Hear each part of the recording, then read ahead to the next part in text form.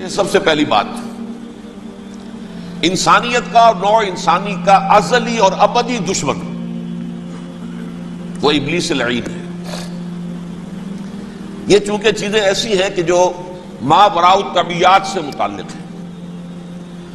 ابلیس جن ہے، جن انویزیبل ورلڈ سے تعلق رکھتا ہے، غیر مرئی جو نظر نہیں آتی۔ فرشتے انویزیبل ورلڈ سے تعلق رکھتے ہیں، غیر مرئی جو نظر نہیں آتی۔ یہ ہم جو ہے اور یہ حیوانات دنیا میں جو ہے یہ مرئی ہے، ویزیبل ہے۔ آج کا عام ذہن جو انسان کا بن چکا ہے، سائنٹزم جسے کہا جاتا ہے، سائنسی نقطہ نظر، اس کا عام لوگوں پر بھی اثر یہ ہوا ہے کہ جو انویزیبل ورلڈ ہے اس کی باتوں کی طرف توجہ نہیں کرتے۔ ہاں عقیدہ تو ہے کہ ہے، جن بھی ہے، فرشتے بھی ہیں، لیکن کوئی ان کی اہمیت ہماری نگاہوں میں نہیں۔ ساری نگاہیں مرکوز ہے visible world, physical world. Meta physics کا تو مضمون بھی اب سمجھ رہے ہیں کہ ختم کر دینا چاہیے، یونیورسٹیز سے فلسفے کے ڈپارٹمنٹس ختم ہو رہے ہیں، کیا ضرورت ہے اس کی؟ اصل شے یہ دنیا ہے، یہ عالم ہے، یہ کائنات ہے، یہ مادہ ہے، یہ حیات انسانی، حیات دنیاوی ہے۔ اس پر میرا جو مارکت الارا مضمون تھا 1967 کے جون میں جو چھپا تھا، اسلام کی نشرت ثانیہ کرنے کا اصل کام، کہ جو عہد حاضر کی جو تہذیب ہے اس کے 3 بنیادی اصول کیا ہیں؟ خدا ہے یا نہیں ہے چھوڑو، اس بحث میں نہ پڑھو، کائنات تو ہے نا، مادہ تو ہے نا، روح کوئی شے ہے یا نہیں ہے کیا پتا، کسی نے دیکھی نہیں آج تک، لہذا اس کے بارے میں گفتگو کا فائدہ کیا، وقت کا سیاہ۔ عالم آخرہ کوئی ہے یا نہیں ہے کیا پتا، کس نے آ کے بتایا مرنے کے بعد، لہذا اس بحث میں نہ پڑھو، یہ عالم دنیا تو ہے نا، اٹس ویری مچ پریزنٹ، لہذا ساری توجہ اس پر صرف کرو۔ تو خدا کے مقابلے میں کائنات پر توجہ، روح کے مقابلے میں مادے اور جسم پر توجہ، حیات اخروی کے مقابلے میں حیات دنیاوی پر توجہ۔ یہ ہے اصل میں کرکس آف دی میٹر، اس تہذیب جدید کا خلاصہ یہ۔ دیکھیے اللہ تعالیٰ نے جو مخلوقات پیدا کی ہیں ان میں ایک تقسیم تو ہو سکتی ہے ذی حیات اور بغیر حیات، جاندار چیزیں اور بے جان چیزیں۔ بے جان چیزیں بے شمار، یہ تمام فلکیات، یہ پوری کائنات، یہ زمین، یہ پہاڑ، یہ شجر و حجر، کیا؟ لیکن ایک ہے جاندار۔ ان جانداروں میں ایک تقسیم ہے، 2 کا تعلق غیر مرئی دنیا سے ہے، انویزیبل ورلڈ سے۔ فرشتے جو دکھائی نہیں دیتے، ان کی پیدائش ہوئی ہے نور سے۔ دوسرے جنات جو انسانوں سے پہلے پیدا کیے گئے، آدم سے پہلے، وَالْجَانَّ خَلَقْنَاهُ مِن قَبْلُ مِن نَارِ السَّمُومِ، جنات کو تو ہم بہت پہلے پیدا کر چکے تھے آگ کی نور سے، وہ بھی نظر نہیں آتے۔ تیسرے انسان اور اس دنیا میں جتنے بھی حیوانات ہیں، ان کا جو مادہ ہے وہ ارض، یہ زمین ہے، یہ مٹی سے بنے، تراب سے بنے، کرسٹ آف دی ارتھ سے بنے۔ اب ان میں ایک تقسیم ہے، ایک وہ ہے، ان تمام میں شعور تو ہے، حیوانات میں بھی شعور ہے، خود شعوری جسے کہتے ہیں سیلف کانشسنس، یہ صرف 3 میں ہے، فرشتہ، جن اور انسان۔ حیوانات میں خود شعوری نہیں ہے، کانشسنس ہے، سیلف کانشسنس نہیں ہے۔ تھوڑی سی بات سے سمجھا دوں آپ کو، میں دیکھ رہا ہوں، آپ مجھے دیکھ رہے ہیں، کتا بھی کوئی یہاں ہوتا تو مجھے دیکھ رہا ہوتا، لیکن کتے کو مجھے دیکھتے ہوئے یہ احساس نہیں ہوتا کہ میں دیکھ رہا ہوں، یعنی کتے کو یہ احساس نہیں ہوتا کہ وہ دیکھ رہا ہے، مجھے دیکھ تو رہا ہے، اس کو میں کا احساس نہیں ہے کچھ۔ میں جب دیکھ رہا ہوں تو میں سمجھتا ہوں میں دیکھ رہا ہوں، میں ہوں کوئی شے جو دیکھ رہا ہوں، یہ خود شعوری ہے، سیلف کانشسنس۔ کسی بھی کام کو کرتے ہوئے اپنے وجود کا احساس، میرا فیصلہ ہے، میری رائے ہے، یہ ہے در حقیقت سیلف کانشسنس، انا، سیلف، خودی۔ یہ حیوانات میں نہیں ہے، یہ ہے صرف ملائکہ، جنات اور انسان۔ اب یہاں مسئلہ پڑ گیا، بڑا پرپیچ مسئلہ۔ اللہ تعالیٰ نے پہلے انسانی ارواح کو پیدا کیا نور سے، پھر ناک سے پیدا کیا، نار سے، آگ سے جنات کو، پھر مٹی سے بنایا، آدم کا حیولہ، اس میں روح پھونک دی، اب آدم بن گئے۔ اعلان یہ کر دیا کہ خلافت عرضی جو ہے وہ آدم کو عطا کی جا رہی ہے. یہ پیش پڑ گیا. اس پر تھوڑا سا اشکال تو فرشتوں کو بھی ہوا. قرآن میں ہے سورہ بقرہ کے 4 رکوع میں اتجعل فیہا من یفسد فیہا ویسفک الدماء ونحن نسبح بحمدک ونقدس لک. پروردگار اس آدم کو تو خلافت دے رہا ہے، زمین کے اندر اختیار دے دے گا، یہ تو فساد کرے گا، خوریزی کرے گا، ہم تیری تسبیح و تحمید میں لگے ہوئے ہیں، جو بھی حکم ہو ارشاد ہو ہم بجا لاتے ہیں، تو ضرورت کیا ہے؟ اس کا جواب اللہ نے دیا انی اعلم ما لا تعلمون. میری مشیت، میری حکمت وہ میں ہی جانتا ہوں، ضروری نہیں کہ تم اس کو شیئر کر سکتے. لیکن یہ جنات میں سے ایک جن تھا عزازیل. اب دیکھیے کہ جنات کو ایک قرب حاصل ہے ملائکہ کے ساتھ. کیوں؟ وہ نور سے پیدا کیے گئے، یہ نار سے پیدا کیے، کتنا قرب ہے دونوں میں. انسان پیدا کیا گیا مٹی سے، مٹی انرٹ ہے، آگ بھڑکتی ہے، اوپر اٹھتی ہے، شعلہ زن ہوتی ہے، انرجی ہے اس میں. نور اور نار میں بڑا قرب ہے. اور عربی کے ایک قاعدے سے تو یہ ایک ہی لفظ ہے، مادہ ایک ہی ہے، حروف علت جو ہے ایک دوسرے کی جگہ آ جاتی. یہ قرب ہے، اگرچہ زمین و آسمان کا فرق ہے دونوں میں. فرشتہ نور سے پیدا کیا گیا ہے، وہ پاک ہے، وہ اللہ کے کسی حکم کی خلاف ورزی کر ہی نہیں سکتا. لا یعصون اللہ ما امرہم ویفعلون ما یؤمرون. وہ جو بھی اللہ تعالیٰ حکم دیتا ہے اس کی کوئی معصیت یا نافرمانی نہیں کرتے، بلکہ جو حکم لیا جاتا مان لیتے. ذرا سا اشکال ہوا تھا، پوچھ لیا، جواب مل گیا، خاموش ہو گئے بس. لیکن عزازیل نامی ایک جن تھا جو ایک تو جن ہونے کی نسبت سے فرشتوں سے کچھ نہ کچھ مماثلت تھی، قرب تھا. دوسرے یہ علم میں، زہد میں، عبادت میں اتنا اونچا تھا، اتنا اونچا تھا، اتنا اونچا تھا کہ یہ ملائکہ ہی کے صف میں شامل ہو گئے. اس نے علم بغاوت بلند کر دیا. جب حکم دیا گیا کہ سجدہ کرو آدم کو، اب یہ دیکھیے کس قدر یہ اہم مضمون ہے. اور آپ سوچ رہے ہیں یہ باتیں آج پہلی مرتبہ ہمیں اس طرح سنائی جا رہی ہیں. یہ باتیں تو علم میں آتی نہیں ہمارے. وجہ کیا ہے؟ آپ کو دلچسپی نہیں ان چیزوں سے. جدید تہذیب نے ان چیزوں کی اہمیت کو زیرو کر دیا. قرآن میں اہمیت کا عالم ہے، 7 جگہ یہ مضمون قرآن میں آیا ہے کہ فرشتوں کو ہم نے حکم دیا سجدہ کرو آدم کو، سب نے سجدہ کیا. فسجد الملائکۃ کلھم اجمعون، سارے کے سارے، کل کے کل، سب نے مل کر سجدہ کیا آدم کو. اللہ کے حکم سے فوراً تعمیل کر دی. الا ابلیس ابا واستکبر وکان من الکافرین. ابلیس نے نہیں کیا، انکار کیا، استکبار کیا، گھمنڈ کیا.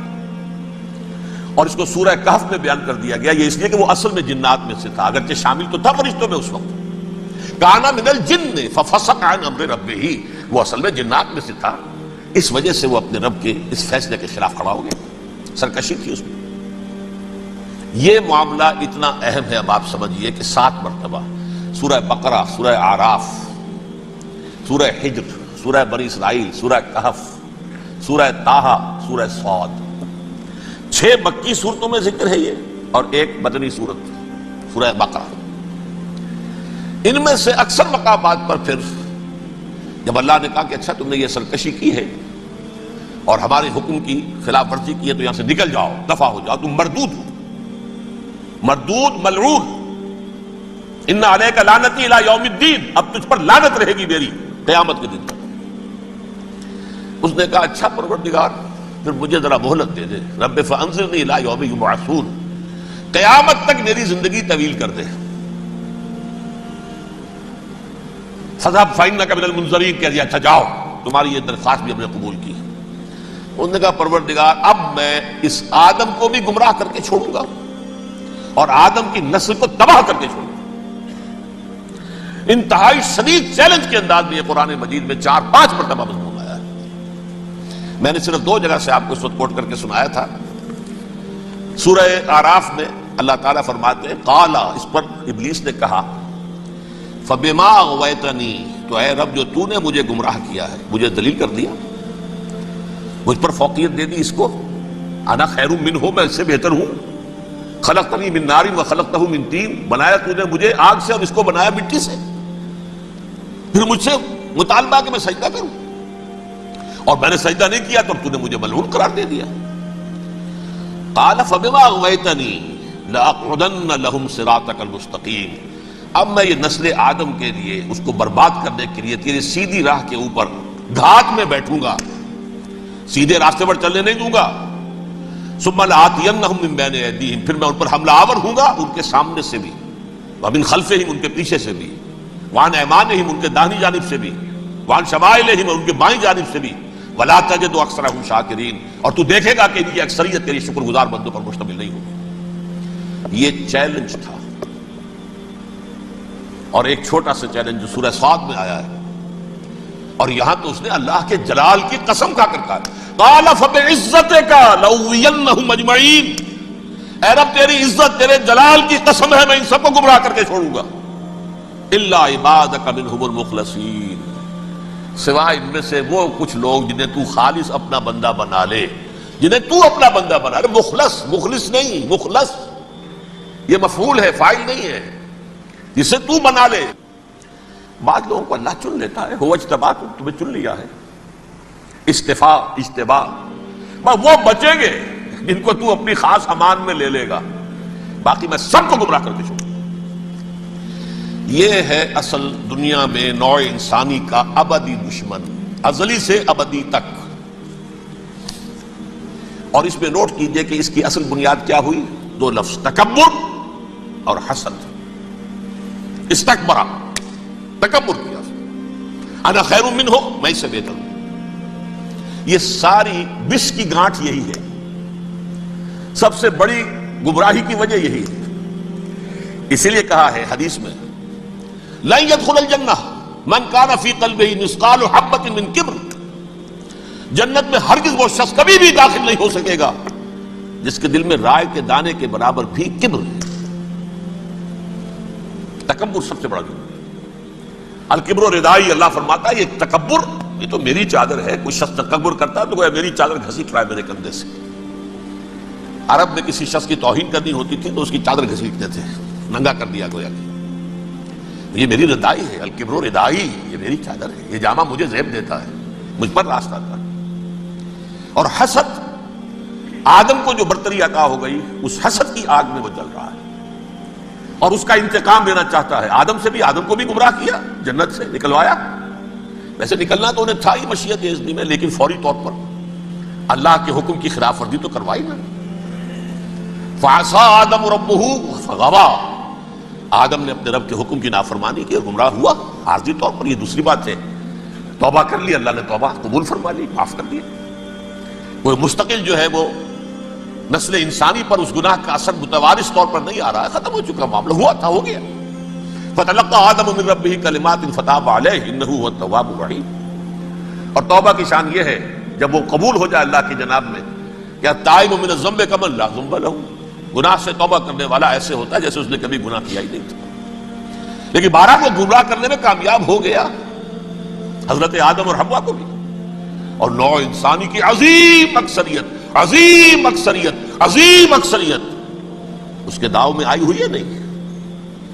کتنے ہیں وہ عباد اللہ المخلصین، الا عبادک منہم المخلصین، کتنے ہیں جو واقعتاً خالصتاً اللہ کے بندے بن گئے ہوں، جنہیں اللہ نے اپنا بنا لیا، اپنا قرار دے دیا۔ اب اس کے ساتھ نوٹ کیجئے، اس ابلیس کے ساتھ ایک فوج بھی ہے جسے قرآن مجید میں کہا گیا ہے یہ اس کی پارٹی ہے، حزب الشیطان، یہ اکیلا نہیں ہے۔ ایک تو وہ عزازیل ہے، اس کی طویل ترین عمر اللہ نے دے دی، وہ تو قیامت تک رہے گا۔